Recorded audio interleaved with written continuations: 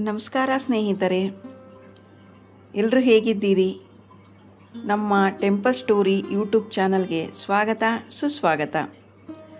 ಇಂದಿನ ವಿಡಿಯೋದಲ್ಲಿ ಫೆಬ್ರವರಿ 2020 ಅಮಾವಾಸ್ಯೆ ಮಹತ್ವ, ಹಾಗೆ ಗ್ರಹಣ ಇದೆ ಅಂತ ಹೇಳ್ತಾರೆ. ಗ್ರಹಣ ಇದೆಯಾ, ಈ ಕಡೆಗೆ ಗೋಚರ ಆಗುತ್ತಾ ಇಲ್ವಾ, ಹಾಗೆ ಇದನ್ನು ಕೂಡ ಶಿವರಾತ್ರಿ ಅಮಾವಾಸ್ಯೆ ಅಂತಲೂ ಕೂಡ ಕರೀತಾರೆ. ಶಿವನಿಗೆ ಹಾಗೂ ವಿಷ್ಣುವಿಗೆ ಕೂಡ ತುಂಬ ಮಹತ್ವವಿದೆ ಅಂತ. ಬನ್ನಿ ತಿಳ್ಕೊಳ್ಳೋಣ. ಪೂಜೆ ವಿಧಾನ ಮತ್ತು ಗ್ರಹಣ ಸಂಬಂಧಿಸಿದ ಮಾಹಿತಿಯನ್ನು ತಿಳ್ಕೊಳ್ಳೋಣ. ಈ ಅಮಾವಾಸ್ಯೆ ದಿನ ವಿಶೇಷವಾಗಿ ಪಿತೃತರ್ಪಣ, ದಾನ ಧರ್ಮ ಮತ್ತು ಶಿವಾರಾಧನೆಗೆ ಅತ್ಯಂತ ಶುಭಕರವಾದ ದಿನವಾಗಿದೆ. ಆಗಲೇ ಹೇಳಿದಂಗೆ ಇದನ್ನು ಶಿವರಾತ್ರಿ ಅಮಾವಾಸ್ಯೆ ಅಂತಲೂ ಕೂಡ ಕರೀತಾರೆ. ಈ ಅಮಾವಾಸ್ಯೆಯ ಮಹತ್ವವೇನು, ಹೇಗೆ ಆಚರಣೆ ಮಾಡಬೇಕು ಅಂತ ತಿಳ್ಕೊಳ್ಳೋಣ ಬನ್ನಿ. ಹಿಂದೂ ಪಂಚಾಂಗದ ಪ್ರಕಾರ ಅಮಾವಾಸ್ಯೆ ಎಂದರೆ ಚಂದ್ರನಿಲ್ಲದ ದಿನ. ಅಂದರೆ ತುಂಬ ಕತ್ಲೆಯಿಂದ ಕೂಡಿರುತ್ತಲ್ವ, ಚಂದ್ರನು ಕೂಡ ಎಲ್ಲೂ ಗೋಚರ ಆಗಲ್ಲ. ಹಾಗಾಗಿ ಚಂದ್ರನಿಲ್ಲದ ದಿನ ಅಂತಲೂ ಕೂಡ ಕರೀತಾರೆ. ಈ ದಿನ ಪಿತೃದೇವತೆಗಳಿಗೆ ಸಮರ್ಪಿತ ದಿನವಾಗಿದ್ದು ತರ್ಪಣ ಮತ್ತು ಶ್ರಾದ್ದ ಕಾರ್ಯಗಳಿಗೆ ಅತ್ಯಂತ ಪ್ರಮುಖವಾಗಿದೆ ಅಂತಲೇ ಹೇಳ್ತಾರೆ.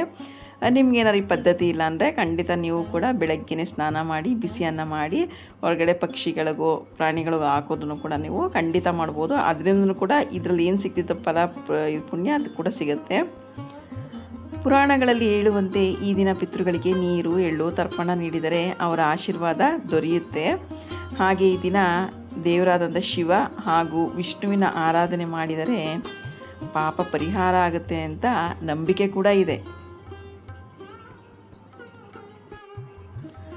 ಪೂಜೆ ವಿಧಾನ ಹೇಗಪ್ಪ ನಾವು ಆಚರಣೆ ಮಾಡಬೇಕು ಅಂತ ಹೇಳಿದ್ರೆ, ಎಲ್ಲರಿಗೂ ಗೊತ್ತಿರುವ ಹಾಗೆ ಸೂರ್ಯ ಹುಟ್ಟೋಕ್ಕೂ ಮುಂಚೆನೇ ಬೆಳಗ್ಗೆ ಬೇಗ ಎದ್ದು ಸ್ನಾನ ಮಾಡಬೇಕು. ಹಾಗೆ ಮನೆ ದೇವರ ಮಂದಿರವನ್ನು ಸ್ವಚ್ಛಗೊಳಿಸಿ ದೀಪ ಹಚ್ಚಬೇಕು. ಹಾಗೆ ದೇವರಿಗೆ ದೀಪ ಧೂಪ ನೈವೇದ್ಯ ಎಲ್ಲ ತೋರಿಸ್ಬೇಕಾಗತ್ತೆ. ಶಿವಲಿಂಗಕ್ಕೆ ಹಾಲು ನೀರು ಅಭಿಷೇಕ ಮಾಡಬಹುದು. ಅದು ಹೇಳಿದಾಗೆ ಶಿವನಿಗೆ ಇದು ಅಮಾವಾಸ್ಯೆ ತುಂಬ ಶ್ರೇಷ್ಠವಾಗಿದೆ. ಹಾಗೆ ಓಂ ನಮಃ ಶಿವಾಯ ಅನ್ನೋ ಮಂತ್ರನ 108 ಬಾರಿ ಜಪಿಸಬೇಕಾಗತ್ತೆ. 108 ಬಾರಿ ಓಂ ನಮಃ ಶಿವಾಯ ಅಂತ ಹೇಳ್ಕೊಂಡ್ರೆ ನಮ್ಮಲ್ಲಿರೋ ಕಷ್ಟ ಕಾರ್ಪಣ್ಯಗಳೆಲ್ಲ ದೂರ ಮಾಡಿ ಶಿವ ನಮಗೆ ಒಳ್ಳೇದು ಮಾಡ್ತಾರೆ. ಹಾಗೆ ದಾನ ಮಾಡ್ಬೋದು ನಿಮ್ಮ ಇಷ್ಟಾನುಸಾರ. ಹಾಗೆ ನಿಮ್ಮ ಅನುಕೂಲ ತಕ್ಕಂತೆ ಅನ್ನದಾನ, ಬಟ್ಟೆ ದಾನ ಅಥವಾ ಎಳ್ಳು ದಾನ ಅತ್ಯಂತ ಪುಣ್ಯಕರ ಅಂತಲೇ ಈ ಶಾಸ್ತ್ರದಲ್ಲಿ ಹೇಳುತ್ತೆ. ಈ ಪೂಜೆ ಎಲ್ಲ ಮಾಡೋದ್ರಿಂದ ವಿಶೇಷ ಫಲ ಏನಪ್ಪ ಸಿಗುತ್ತೆ ಅಂತ ಹೇಳಿದ್ರೆ, ಪಿತೃದೋಷ ನಿವಾರಣೆ ಆಗುತ್ತೆ, ಹಾಗೂ ಮನೆಯಲ್ಲಿ ಶಾಂತಿ ಮತ್ತು ಐಶ್ವರ್ಯ, ಆರೋಗ್ಯ ಸುಧಾರಣೆ ಆಗುತ್ತೆ, ಮನಃಶಾಂತಿ ಮತ್ತು ಆತ್ಮಶಕ್ತಿ ವೃದ್ಧಿ ಕೂಡ ಆಗುತ್ತೆ ಅಂತಲೇ ಹೇಳ್ಬೋದು.